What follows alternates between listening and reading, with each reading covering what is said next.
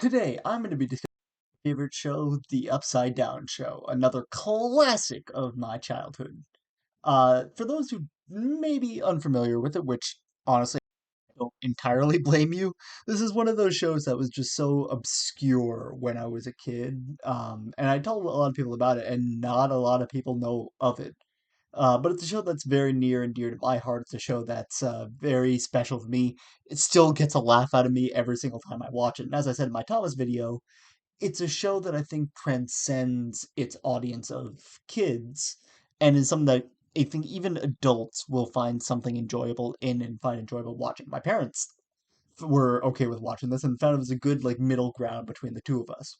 But what is the Upside Down Show? So the Upside Down Show is a the product of these two comedic geniuses here, Mr. Shane and David, who took one of their acts from a comedy show that they intended for adults called Speed Mouse and turned it into something for kids that forced kids to play with their imagination, that introduced kids to all kinds of scenarios in their own creative, wacky way with their sense of humor, that I thought was absolutely delightful. As I have said time and time again with videos, I love fantasy. I love things that deal with worlds that just they have a sense of rules, but they have very little connection to the actual real world, and it forces you into a whole new level, whole new world with a sense of escapism to it, while also having a degree of the real world to it. The Upside Down Show felt like it took place in the real world, but in a way, it takes place in the mind of a child, and being able to tap into that creativity, tap into that imagination. That was something I loved about the show so much.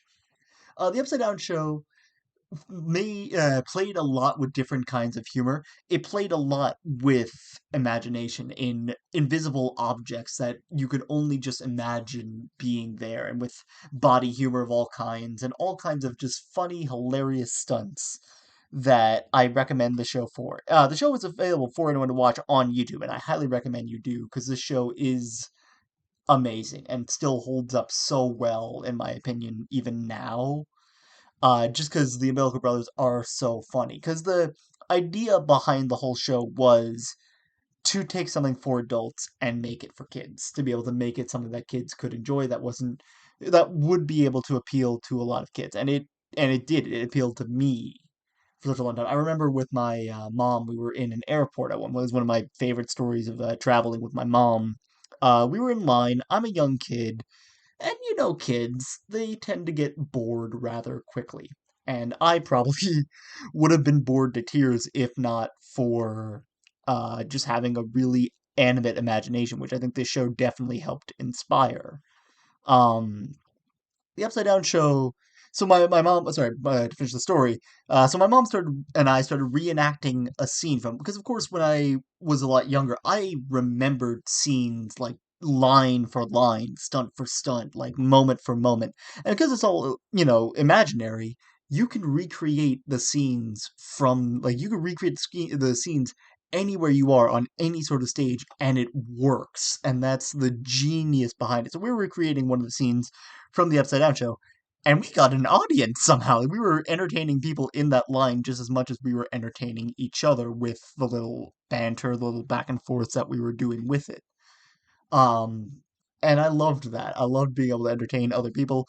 It was very funny for me, and I loved the level of like control over the world that I felt I had through my imagination, and it made a lot of situations, I guess, easier to manage because of the fact that I had an imaginary world I could always slip away into, and that I was able to interact with to so many different degrees.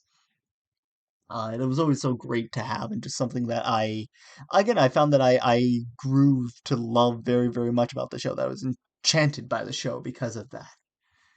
Um, it inspired a lot of like think using imagination to think of ways around anything. And I think like this show, The Imagination Movers, a lot of different shows just forced that creative spirit out in me, and I will always, always appreciate it for that because it also contributed to what I love about the creative process of writing, like getting the chance to make these worlds and getting the chance to build out rules. The show had rules that it established very well. I mean, like, it took place in a very real world like ours, but then there were invisible things they were able to create to fit the themes of it that we could relate to things in our everyday world. So like, it fit within so many things, but it was also so wacky and so zany that it was always so fun, especially as a kid, to get to see. It like struck that balance so well that I still, to this day, will credit, like, I'll attribute some things in my story to how they handle things here. I think my sense of humor is derived from this, Looney Tunes, and so many other shows, which are just so funny in their own ways and have so many different ways of telling jokes that I think work so well for their shows. Um, it had very clear themes that they were trying to establish every episode. I think by the episode title, you kind of knew what you were getting into with every episode.